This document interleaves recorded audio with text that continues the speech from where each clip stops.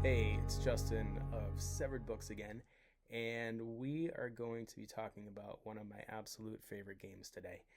I didn't want to wait on it. I wanted to talk about it in the early episodes because it's so important to me for a number of reasons. Phew, God, it's really hard to begin. Uh, I think the first reason is that it's so simple.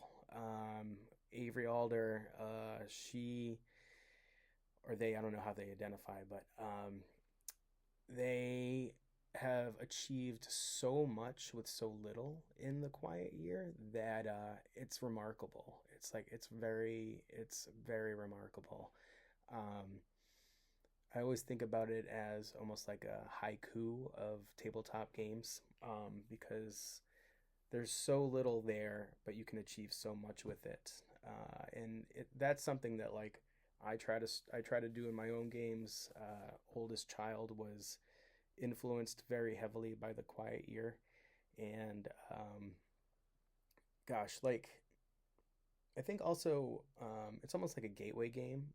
Like whenever I have a group of new players or people that are unfamiliar with tabletop role playing games, it's my go to game on my shelf, and we all sit down and always have a great time with it. It's just like it's so open ended. You can make it whatever you want. And if you haven't played it, I suggest buying it today and grabbing it. What's also cool is that Avery designed it in a way that you don't even need the card deck to play it. As long as you have a standard deck of playing cards like poker cards, you can cross-reference each card with a PDF that's available on the website. Buried Without Ceremony is the company. So, man, like I could probably gush about this game for a long time, just like past experiences with it with friends and family. It's also like a great if you have writer's block or you're creatively stuck, I think it's an amazing tool to get you out of a rut. Um, like that alone is just like worth having the card deck or the PDF. But yeah, let's open this thing up. One cover, one page. That's all we have time for. Let's do this. That's all this is. A deck of cards and an instruction booklet. To play the game, you also need some six-sided dice and tokens for it's like a tension building device. But you know where to get those things. That's easy. But yeah, man, the Quiet Year. Holy crap. I can't remember who turned me on to this game. It would have been 7 years ago. Maybe my buddy George from Games and Stuff. I really can't remember who turned me onto it, but instantly kind of flipped the script for me, man. Like really opened my eyes to what is possible in a very simple game. So if you're unfamiliar with it, there's 4 suits for each season of the year, and you go around the table and you draw a map together, taking turns on a blank piece of paper, each one of you pulling a suit.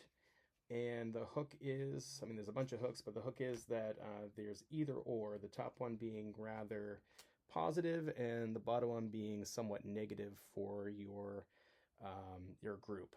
And you're not playing as an individual, you're playing as a community of about 40 people in the quiet year after a post-apocalyptic event. Uh, Absolutely stunning in execution. You can learn to play it in like 15 minutes. Um, the artwork is minimal, but that works to your advantage because this can be set in any time period. It could be modern. It could be set in the 50s. It can be set in medieval times. It can be set in the future. Man, like how inspired this person is, Avery. Now let's do what we're supposed to do. One cover, one page. That's all we got time for, right? So the cover. This is there's the cover of the card pack. This is kind of debatable, right? And there's the cover of the instruction booklet. They are really similar. You get this one, you get that classic, character walking into the scenery like we saw with D&D Red Box. This one, there's no character. Oh, wait a minute. Oh, there's characters on a boat. I mean, that's sort of like, kind of the same thing. Um, I guess I kind of said it before. Like, this game does so much with so little, and um, I think if you saw this on a shelf, you wouldn't really give it much time. I don't think the cover art has that much impact if you don't know the context of the game. So I'm gonna man, it's hard to say like kind of like meh to this cover, but it does what it's supposed to do because it's a poem. Like it's a poem of a game, and what you bring to it as players, that's what matters. So like for me, it wouldn't even need cover art in the end. Of course, it's great to have it because you need it. But so that's the cover. Then we have to choose one page, obviously. I actually had to pause and give a little bit more thought to which page I wanted to choose, and I landed on the opening, the story opening, because I think it might be a good way for me to hook you guys into checking out this game. So, the opening story. You're supposed to read this out loud to the group. For a long time, we were at war with the jackals.